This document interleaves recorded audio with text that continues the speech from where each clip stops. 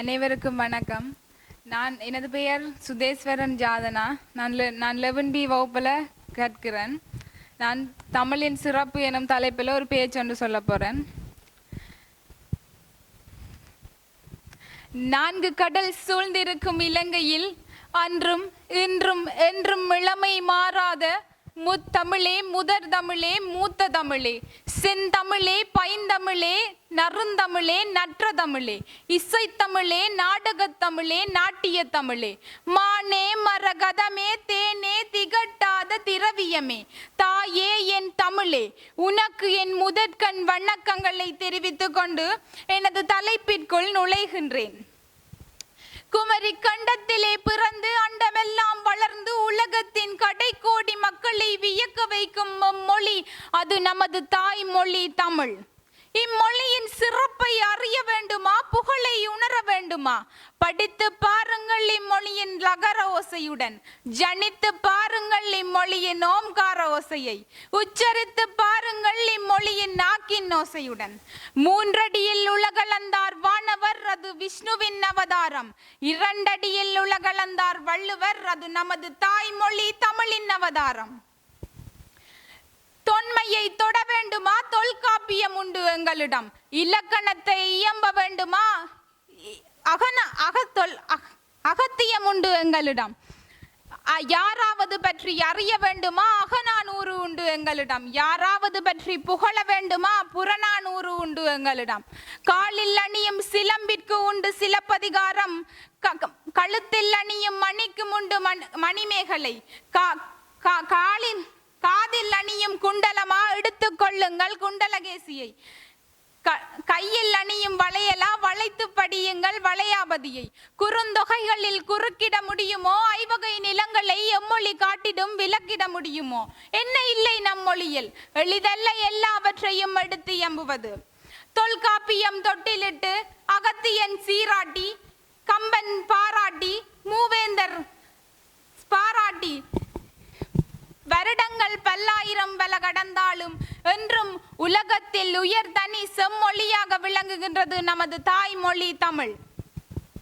இக்கணமே என் உயிர் பிரியுமாயின் அது எனது தாய்மொழி தமிழுக்காக இருந்திட வேண்டும். ஏனென்றால் கல் தோன்றி மண் தோன்றா காலத்தில் வாளோடு முன் தோன்றிய மூத்த குடி தமிழ் குடி என்றால் மூத்த மொழியும் தமிழ் மொழிதானே. 1995ஆம் ஆண்டளவிலே அலெக்ஸ் கொலிலியர் தனது மாணவர்களுக்கு பாடம் புகட்டிக் கொண்டிருக்கும் பொழுது கூறுகின்றார், மாணவர்களே, உலகத்தில் தோன்றிய முதல் மனிதன் பேசிய முதல் மொழி தமிழ் மொழி என்று.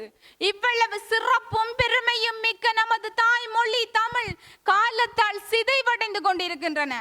எடுத்துக்காட்டாக நமது மொழி சொல்லான தேநீர் என்ற வார்த்தைக்கு பதிலாக டீ என்ற ஆங்கில வார்த்தையை பிரயோகிக்கின்றனர். நமது மொழி சொல்லான மிளகு சாறு என்ற வார்த்தைக்கு பதிலாக சமஸ்கிருத வார்த்தையான ரசம் என்ற சொல்லை பிரயோகிக்கின்றனர். இதிலிருந்து என்ன தெரிகின்றது? நமது தமிழிலே ஆங்கிலம் சமஸ்கிருதம் இரண்டும் கலந்து நடை போடுகின்றன. எப்படி போனாலும் அது தமிழின் நிலை என்ன ஆகுவது? ஒரு நாட்டை அழிக்க வேண்டுமானால் என்ன செய்வது என்று கயவர்கள் எண்ணும் பொழுது, ஒரு நாட்டை அழிக்க வேண்டுமானால் முதலில் அந்நாட்டு மொழியை அழிக்க வேண்டும். ஏனென்றால் அந்த மொழியில் தான் அவர்களின் பழக்க வழக்கம் சம்பிரதாயம் அனைத்துமே உள்ளடங்கியுள்ளது. இவ்வாறு நமது மொழியை 90 வழிகளிலேயே முடித்து விட்டனர். இப்பொழுது நமது மொழி எங்கு உள்ளது? பாராளுமன்றங்களிலும் இல்லை, வழக்காடும் மன்றங்களிலும் இல்லை, வழிபாட்டு தலங்களிலும் இல்லை, கல்வி மொழியாகவும் இல்லை. ஏன் நமது நாவிலும் தற்பொழுது இல்லை தானே நமது மொழி? வரலாற்றில் இருந்து நம்மை விலக்களித்தார்கள், உழைப்பில் இருந்து நம்மை வெளியேற்றினார்கள், அடிமைகளாக வாழ்வதே ஆகச் சிறந்த வாழ்வு என நம்ப வைத்தார்கள், நமது சிந்தனையில் விலங்கிட்டு வைத்திருக்கின்றார்கள். வேற்று நாட்டவர்களின் மொழியை ஆகச் சிறந்த மொழி என நம்ப வைத்து நமது மொழியை விட்டு கொடுத்து கொண்டு போய் கொண்டிருக்கின்றோம். நாம் எதிர்வரும் சந்ததியினருக்காவது நமது மொழியின் சிறப்பையும் பெருமையையும் எடுத்து விளக்குவோம் என்றால் அது முடியாமல் போகின்றது. ஏனென்றால் ஒரு குழந்தை ஒன்று பிறக்கின்றது. அக்குழந்தை 6 மாதத்தின் பின்போ அல்லது 1 வருடத்தின் பின்னோ தனது தாயையும் தந்தையையும் பார்த்து அம்மா அப்பா என்று அழைக்கும் இருக்கும் பொழுது அவர்களின் தாயும் தந்தையும் அந்த பிஞ்சின் மனதிலே நஞ்சை விதைக்கும் முகமாக மம்மி டாரி என்று சொல்லிக் கொடுக்கின்றனர். சிறு வயதிலிருந்தே வேற்று மொழியை புகட்டும் பொழுது நமது தாய்மொழி மீது எப்படி வளரும் பற்று. இப்படி நமது தாய்மொழி அழிந்து கொண்டே செல்கின்றது. உலகத்திலே ஆயிரக்கணக்கான மொழிகள் இருந்தாலும் நமது தாய்மொழி தமிழில் மட்டுமே அனைத்து சொற்களுக்கும் பெயரும் உண்டு, பொருளும் உண்டு.